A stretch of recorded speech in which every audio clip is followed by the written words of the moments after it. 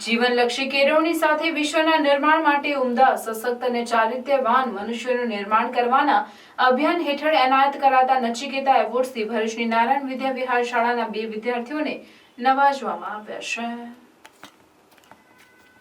એક સુંદર વિશ્વના નિર્માણ માટે ઉમદા, સશક્ત અને ચારિત્ર્યવાન મનુષ્યના નિર્માણ કરવા ઓએસિસ દ્વારા ઓશિકા મુવમેન્ટ હાથ ધરી જીવનલક્ષી કેળવણી છેલ્લા 24 વર્ષથી આપવામાં આવી રહી છે. આ સંસ્થા દ્વારા સ્વામી વિવેકાનંદે કહ્યા યુવાનોની ખોજ માટે નચિકેતા એવોર્ડ્સની જાહેરાત ગુજરાત રાજ્ય માટે કરવામાં આવી, જેમાં એવા બાળકો કે જે સ્વાવલંબી, ગુણવાન, પ્રતિભાશાળી, સ્વતંત્ર, હિંમતવાન અને નેતૃત્વ શક્તિ ધરાવતા હોય તેવા જ વ્યક્તિ નામાંકન કરાવી શકે.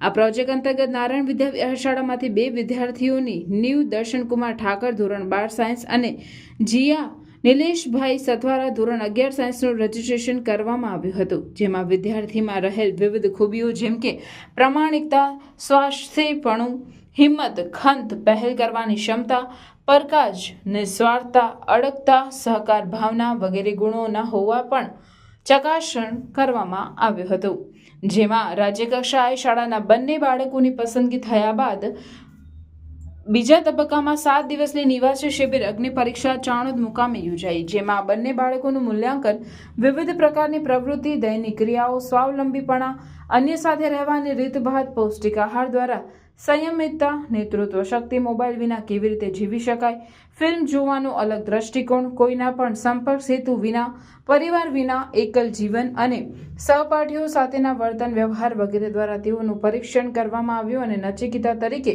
નારાયણ વિદ્યા વિહારના બંને બાળકો રાજ્ય કક્ષાએ પસંદગી પામતા તેઓને વડોદરા ખાતે સન્માનિત કરવામાં આવ્યા હતા, જે નારાયણ વિદ્યા વિહાર શાળા તેમજ ભરૂચ માટે ખૂબ ગૌરવની વાત છે.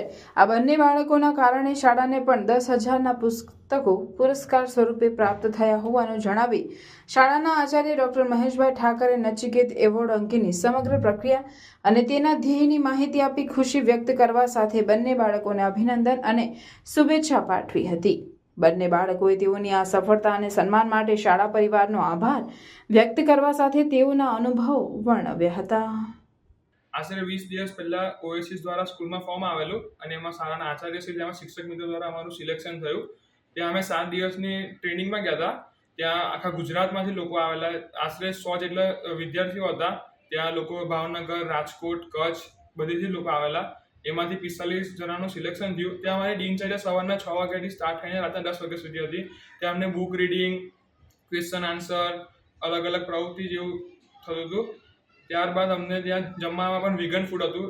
નો ડેરી પ્રોડક્ટ, નો મીઠું, ના મરચું, કંઈ જ નહીં. એકદમ સાદું ભોજન હતું. ત્યાં ફર્સ્ટ ડે પર ગ્રુપ આવ્યું અને નામમાં એઝ અ લીડર મારું સિલેક્શન થયું. મેં મારા મંતવ્યો રજૂ કર્યા, લોકોએ વોટ આપ્યા અને મારું સિલેક્શન થયું. ત્યારથી જ મારી સફર સારું થઈ ગઈ હતી. ત્યારબાદ 7 દિવસની એકદમ કહેવાય ને કે અગ્નિ પરીક્ષાની જેમ ટ્રેનિંગ ચાલી અને ત્યારબાદ 45 લોકોનું સિલેક્શન થયું અને વડોદરા ખાતે અમારું સન્માન કરવામાં આવ્યું. એમાં શાળાના આચાર્ય શ્રી તેમજ Hemakshi ma'am, Bhavika ma'am, Sita ma'am, તમામ શિક્ષક મિત્રોનો આભાર વ્યક્ત કરું છું કે એ લોકોએ મને એક કાબિલ સમજો અને મારું નામ સિલેક્ટ કરવા બદલ આભાર. તમારા જેવા સ્ટુડન્ટને શું મૂકવામાં છે?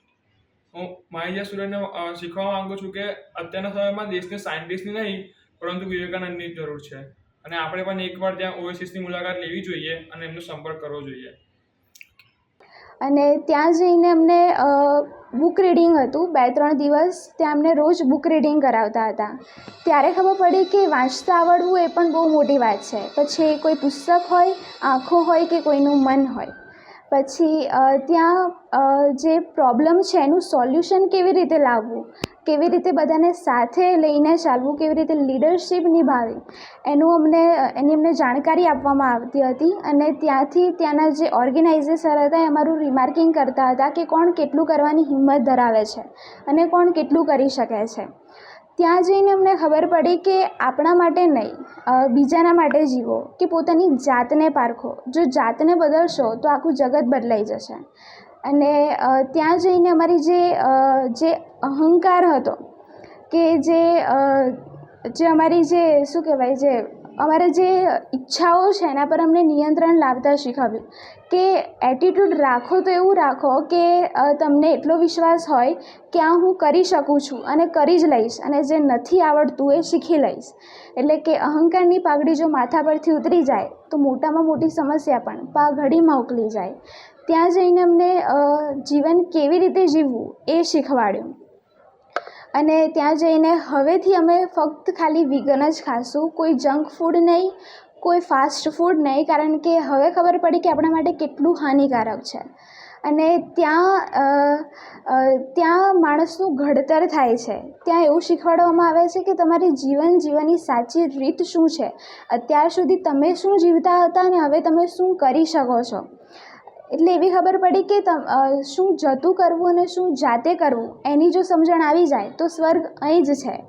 અને ત્યાંના લોકો માટે બસ એ કહેવું છે, અને અમારા પર વિશ્વાસ મૂકવા માટે, અમને આત્મવિશ્વાસ આપવા માટે અમારી શાળાના આચાર્યશ્રી તથા શાળા પરિવારનું ખૂબ ખૂબ આભાર માનું છું કે અમને આ સ્ટેજ સુધી પહોંચવા બદલ આટલો સપોર્ટ કર્યો અને એક નવો અનુભવ આપ્યો.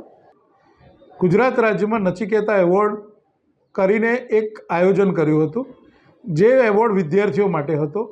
મારી શાળાના 2 વિદ્યાર્થીઓ એમાં પસંદગી પામ્યા અને જુલાઈ 25થી શરૂ કરીને 31 જુલાઈ સુધીની 7 દિવસની ચોથા રાઉન્ડની અગ્નિ પરીક્ષા એમણે પાસ કરી. સમગ્ર ગુજરાતમાં એટલે કે કચ્છથી લઈને ડાંગ સુધીના બાળકોએ એમાં ભાગ લીધો હતો અને આ બાળકોએ જીવન શિક્ષણ મેળવીને એમનું સન્માન વડોદરા ખાતે વાણિજ્ય ભવનમાં કરવામાં આવ્યું. જે બાળકોએ જે શીખ્યું છે એ ખરેખર તમામ વિદ્યાર્થીઓને મળે એવી હું અપેક્ષા રાખું છું.